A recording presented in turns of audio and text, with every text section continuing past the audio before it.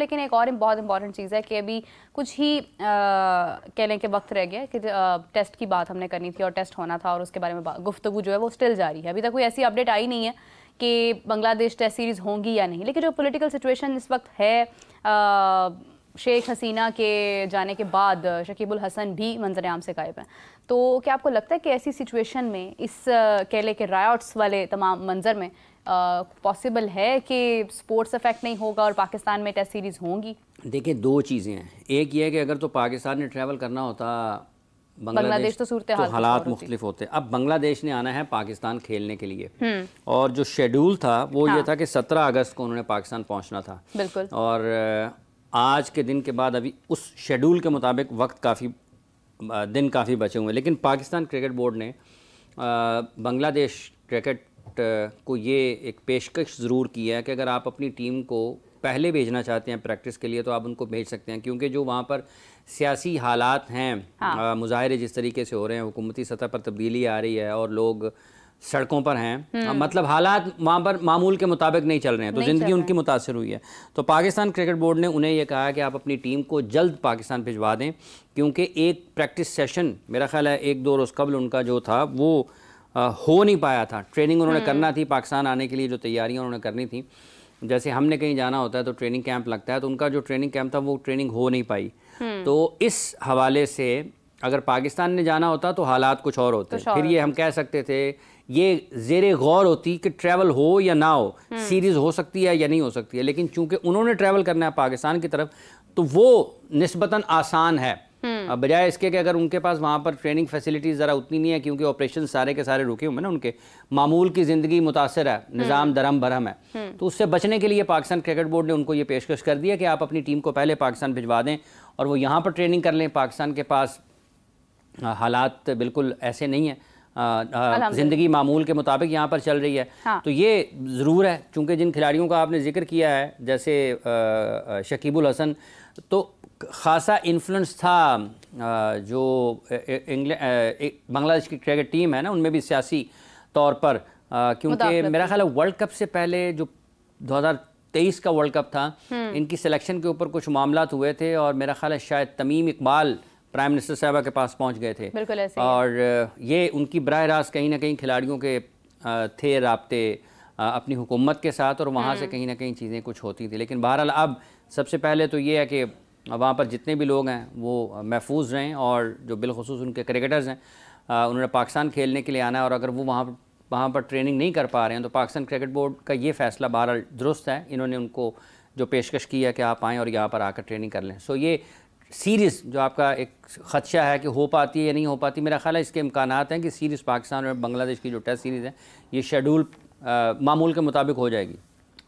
और ये बहुत अच्छी बात है कि आप पहले ही उनको दावत दे रहे हैं कि वो पाकिस्तान आएँ और ट्रेनिंग करें, क्योंकि ऐसी सिचुएशन में इस परेशान कुन सूरत हाल में हाफिज़ साहब ऐसे भी फोकस भी नहीं होता है आपका अपनी खेल की तरफ, फ़र्क पड़ता है ना। देखिए, आप एक मुल्क से जुड़े हुए हैं और आपके मुल्क में अगर कहीं ना कहीं इस तरह के हालात होते हैं, हालात मामूल पर नहीं होते हैं, लोग सड़कों पर हैं, मुजाहरे हो रहे हैं, सारी दुनिया में आपके मुल्क के बारे में बात हो रही है, तो तवज्जो तकसीम होती है इंसानों को, और वो जिस हालात से निकल कर वहाँ से पाकिस्तान में खेलने के लिए आएंगे तो हर वक्त उनको एक धचका तो रहेगा। हाँ, ये ज़रूर हो सकता है कि बांग्लादेश के खिलाड़ी अगर अपने बोर्ड से रिक्वेस्ट करें कि हम अभी उस जहनी तौर पर उस हालत में नहीं हैं कि हम वहाँ जाएं और उसी तवज्जो के साथ, यकसुई के साथ क्रिकेट खेल सकें, तो हमें ज़रा आराम की ज़रूरत है, तो ये एक और पहलू हो जाएगा, क्योंकि जो वहाँ पर हालात इस वक्त हैं वो किसी के काबू में नहीं है, या किसी उनकी फैमिलीज भी तो वहीं पर सारी चीज़ें ये इसीलिए तो है कि इसीलिए कि अगर खिलाड़ी ये कहते हैं कि हमारे लिए ज़रा हालात, हम ज़हनी तौर पर उतने मुतमईन या पुरसुकून नहीं है कि हम क्रिकेट से खेल सकें यकसुई के साथ, तवज्जो के साथ, तो ये हो सकता है कि वो अपनी फैमिली के साथ वहाँ पर ठहरने को तरजीह दें, या फिर ये भी हो सकता है कि वो अपनी फैमिली को ट्रैवल कर लें, पाकिस्तान के आ जाएं सीरीज़ में, पाकिस्तान के आ जाएं, अपनी फैमिलीज़ के साथ ही आ जाएं। लेकिन फिर भी आपके दोस्त हैं, अहबाब हैं, रिश्तेदार हैं, बहन भाई हैं, सारे लोग तो वहीं पे होंगे ना। आप तो सिर्फ अपनी बीवी बच्चों को ला सकते हैं, बाकी सारी चीज़ आपके सारे के सारे ख़ानदान के लोग वहीं पर होंगे। सो ये एक पहलू ज़रूर है। अब देखना ये है कि वो किस तरीके से उसको सोचते हैं, हालात को मामूल पर आने में कितने दिन लगते हैं। आज मेरा ख्याल है 6-7 तारीख है और 10 दिन तो उनके शेड्यूल जो पाकिस्तान में आमद थी उसमें बाकी हैं।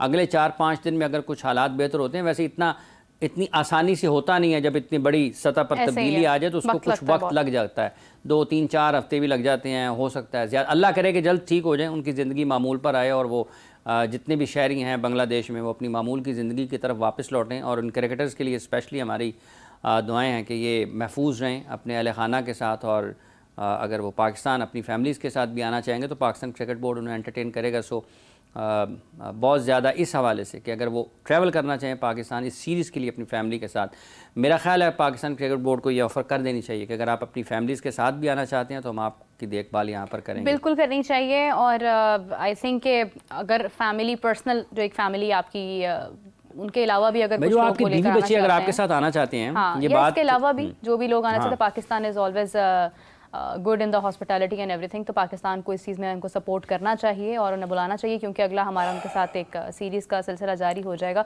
हाफिज़ साहब, बहुत अफसोसनाक सूरत हाल है। किसी भी जगह पर जब इस तरह की सिचुएशन होती है तो वो हर जगह पर अफेक्ट होती है, माइंड्स पर अफेक्ट होती है बहुत ज़्यादा। तो बहुत सारी दुआएँ हैं कि जल्दी ये तमाम सूरत हाल जो है बेहतर हो जाए। Coming back to the PSL, क्योंकि जिस तरह से हम भी सारा स्केड्यूल डिसाइड कर रहे थे और इसके बाद हमने बात की कि पाकिस्तान में PSL भी होना है।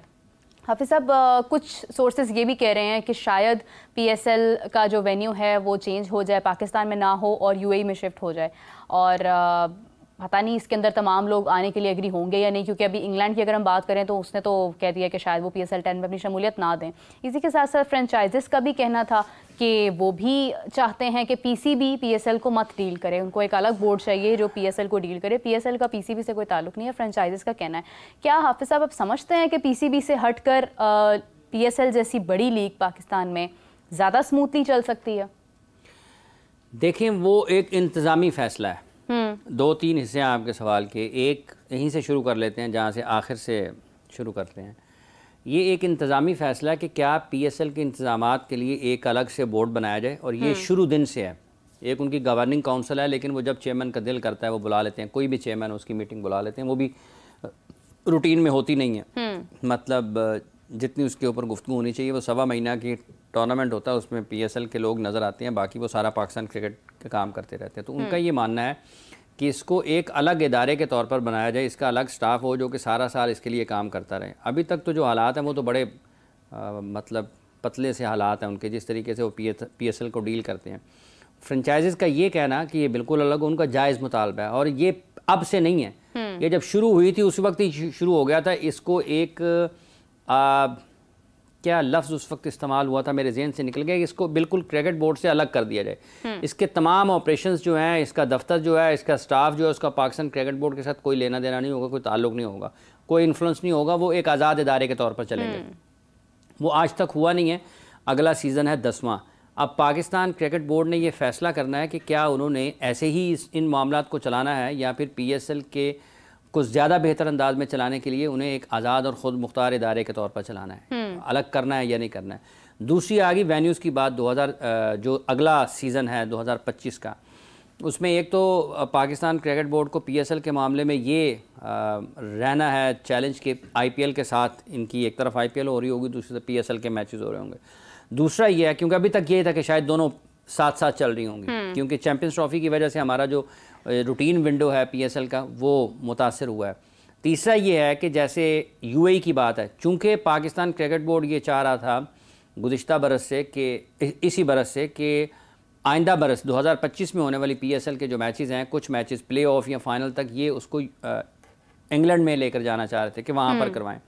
तो ECB ने उस हवाले से कहा कि हम उनके वेन्यूज़ अवेलेबल नहीं है, दस्तियाब नहीं है, तो वो नहीं इसको होस्ट कर सकते हैं। तो अब फिर ये उसके मुतबादल के तौर पर ये सोच है कि हम इसके जो बाकी मानदा मैचेस हैं वो UAE लगा लें। इसमें कहीं ना कहीं जो फ्रेंचाइजीज़ हैं वो तकसीम है इस मामले में भी कि हमें मैचेस वहाँ पर लेकर जाने चाहिए या नहीं लेकर जाने चाहिए। कुछ बिज़नेस पॉइंट ऑफ व्यू से कुछ लोगों का ये ख्याल है कि हमें मार्केट जो है वो कैप्चर करनी चाहिए। ये तो कुछ अमेरिका में भी करवाने के सोचते हैं कि अमेरिका में चले जाएँ मैचेस और वहाँ पर जो है उस मार्केट को कैप्चर किया जाए, वहाँ से जो स्पॉन्सर्स को इंगेज किया जाए। स्पॉन्सर्स के अलावा हाफिज़ साहब वहाँ पर कौन मैचेस देखने आएगा PSL? देखिए, ये वर्ल्ड कप में वहाँ पर बहुत ज़्यादा क्राउड नजर नहीं आया सिवाय इंडिया USA में कम है, USA में कम है, लेकिन ये एक बिजनेस मॉडल के तौर पर देखते हैं कि अगर हम वहाँ पर जाते हैं तो शायद जो वहाँ का स्पॉन्सर है उसको अट्रैक्ट कर लिया जाए और उसको जो माइलेज है वो तो मिलनी है उससे, ब्रॉडकास्ट से, आपके जो टेलीविज़न पर मैच है। एक ख्याल ये है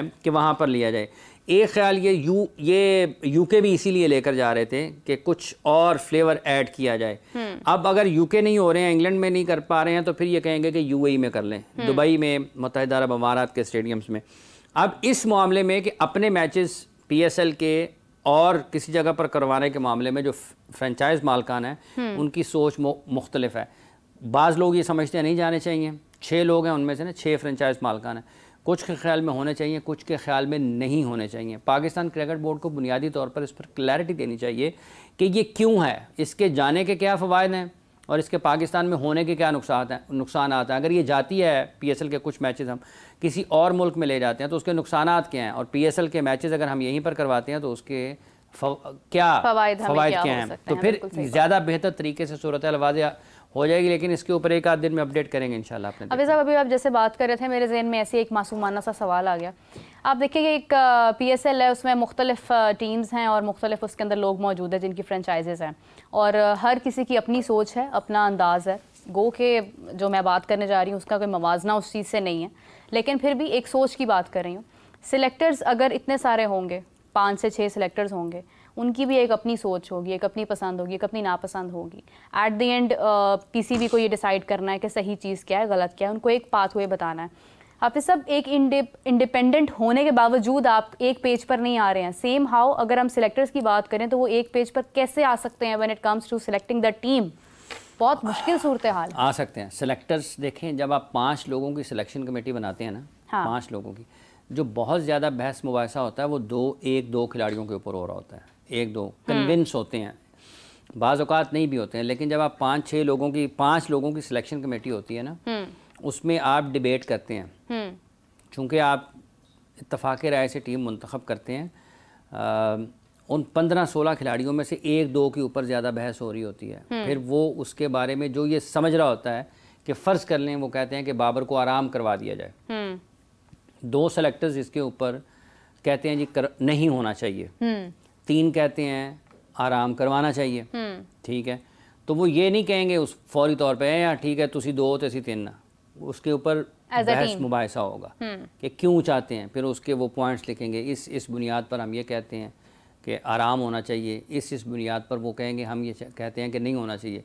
अब जो कह रहे होंगे कि आराम करवाना चाहिए, वो उसके मुतबादल के तौर पर ख़यालात पेश करेंगे कि जनाब ये खिलाड़ी हैं जो हमारी नज़र में हैं, जिनको हम मौक़े दे सकते हैं। बाबर बड़ी मुसलसल क्रिकेट खेलते हुए आ रहे हैं, इनको आराम करवा के हम इनको मौका देकर इनकी सलाहियतों को जान सकते हैं। इससे हमारे पास बेंच स्ट्रेंथ आ जाएगी और इससे हमें इन खिलाड़ियों की सलाहियतों का भी पता चलेगा कि हम इनके ऊपर और कितना काम करने की ज़रूरत है। वो कहेंगे नहीं जी हमारे पास मैचेस बड़े इंपॉर्टेंट हैं जो उनके नहीं हक़ में होंगे, हमारे मैचेस बड़े इंपॉर्टेंट हैं, ये फ़लाँ के मैच हैं, फ़लाँ के मैच हैं, फ़लाँ के मैच हैं, उसका खेलना ज़रूरी है, वो पाकिस्तान का कप्तान है। तो ये इसके ऊपर आप अपने आर्गूमेंट्स के साथ आते हैं। सिलेक्शन कमेटी में इख्तलाफ राय होता है, बाज़ औक़ात उसको ज़्यादा लोग जब किसी की हक़ में होते हैं तो यकीनी तौर पर वो उसी तरफ जाते हैं। लेकिन अक्सर व बेशतर 5 लोगों की सिलेक्शन कमेटी में 1-2 खिलाड़ियों के ऊपर जो, तो फिर उसमें ये भी चला जाता है ना, अगर वो सेलेक्टर्स एक दूसरे की बात नहीं मान रहे हैं फिर वो कहते हैं चलिए कैप्टन से पूछते हैं वो क्या चाहता है, फिर आप कोच से पूछते हैं कोच क्या चाहता है।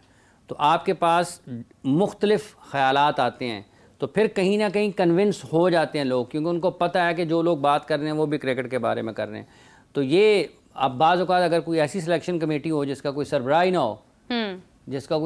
हो, तो अगर 5-4 लोग आपस में बहस कर रहे हैं ना, तो 5वां चीफ भी है ना, तो कहते हैं यार आप छोड़ें, फिर चीफ साहब से पूछें वो क्या कहते हैं।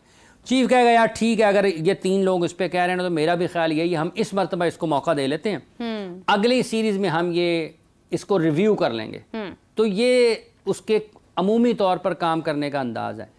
कायल हो भी जाते हैं, नहीं भी होते हैं, फिर उसमें चीफ का वोट जो है वो इंपॉर्टेंट हो जाता है। चीफ साहब जिस तरफ कहेंगे वो कहेंगे चलें जी ठीक है। जब अगली मरतबा वो सिलेक्शन के लिए बैठेंगे वो फिर वही खिलाड़ी ले आएंगे। तो ये इसका मामूल का तरीकाकार है।